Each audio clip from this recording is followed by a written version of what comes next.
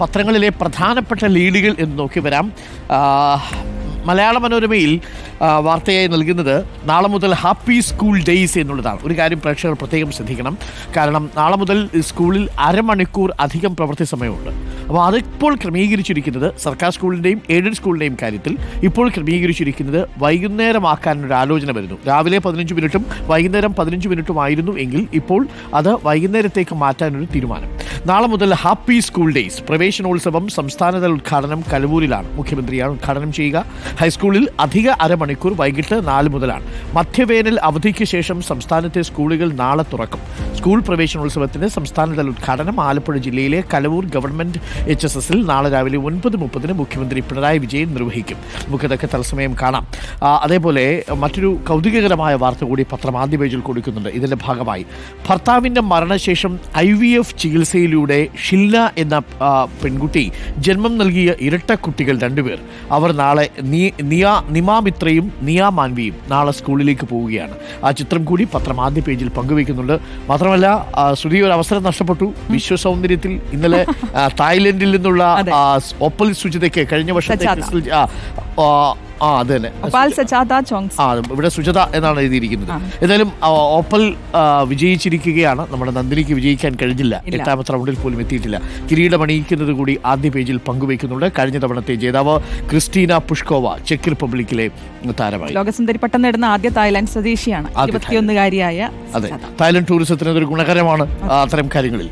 മാതൃഭൂമിയിലേക്ക് വന്നാൽ പ്രധാനപ്പെട്ട വാർത്ത എന്ന് പ്രധാന വാർത്തയായിട്ട് നൽകിയിരിക്കുന്നത് മുഖ്യമന്ത്രിയുടെ ദുരിതാശ്വാസ നിധിയിലേക്ക് വിദേശ ഫണ്ട് ഇരട്ട നീതി. കേരളത്തിന് നിഷേധിച്ച അനുമതി മഹാരാഷ്ട്രയ്ക്ക് നൽകിയെന്ന്.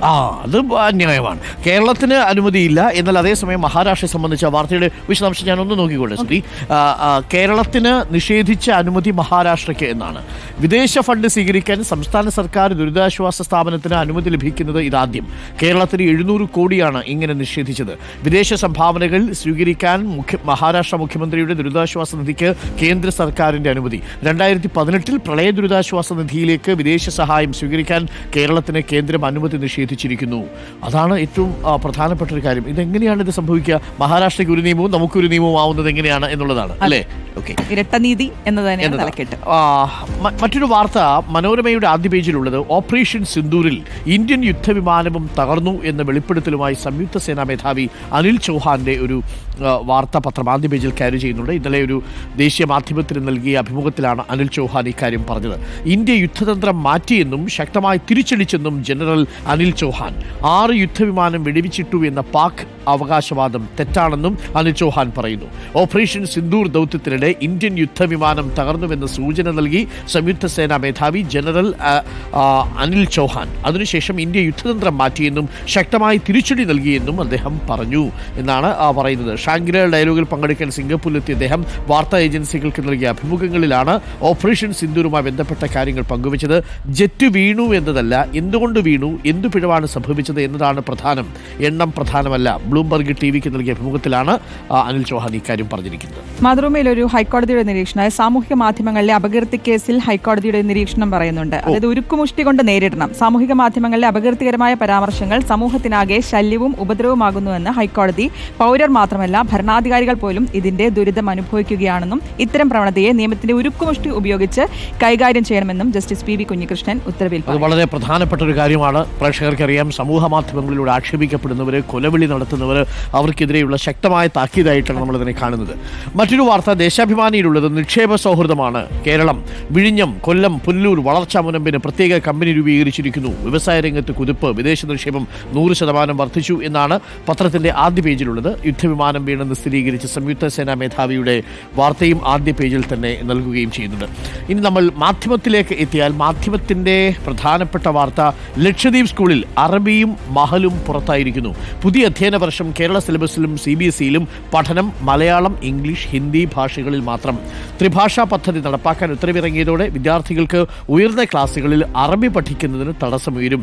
ദ്വീപിൽ ജൂൺ 9 സ്കൂളുകൾ തുറക്കുമ്പോൾ കഴിഞ്ഞ വർഷം വരെ അറബി പഠിച്ച വിദ്യാർത്ഥികൾ പകരം ഹിന്ദി പഠിക്കേണ്ടി വരും എന്ന് മാധ്യമം ആദ്യ പേജിൽ റിപ്പോർട്ട് ചെയ്യുന്നുണ്ട്.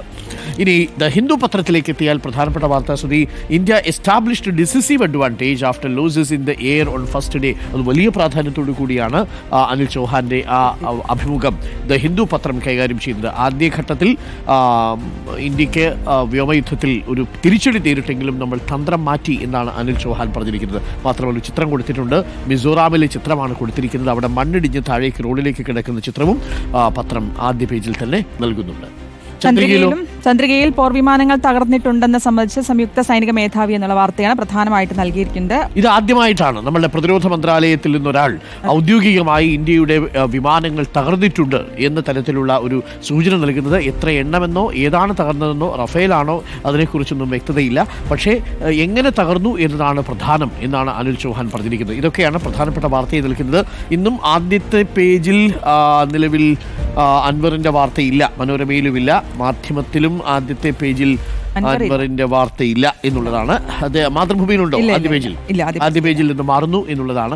എന്തായാലും അൻവർ ഇഫക്റ്റ് നിലമ്പൂരിൽ എങ്ങനെയാണ് പ്രതിഫലിക്കുക എന്നതറിയാൻ എല്ലാ പ്രിയപ്പെട്ട പ്രേക്ഷകർക്കും കൗതുകമുണ്ടാവും. നമുക്ക് ആ വാർത്തയുടെ ഒക്കെ വിശദാംശങ്ങളിലേക്ക് വരാം. മഴ ഒന്ന് ഒഴിഞ്ഞു നിൽക്കുന്നു അല്ലെ, ചെറിയൊരു ശമനമുണ്ട്. ആ ശമനം നല്ല സണ്ണി ഡേയ്സ് ഉണ്ടാവട്ടെ എന്ന് നമുക്ക് ആഗ്രഹിക്കാം. അതേസമയം ഇടയ്ക്ക് മഴയും വേണം അല്ലേ? അതും വേണം. അതെ.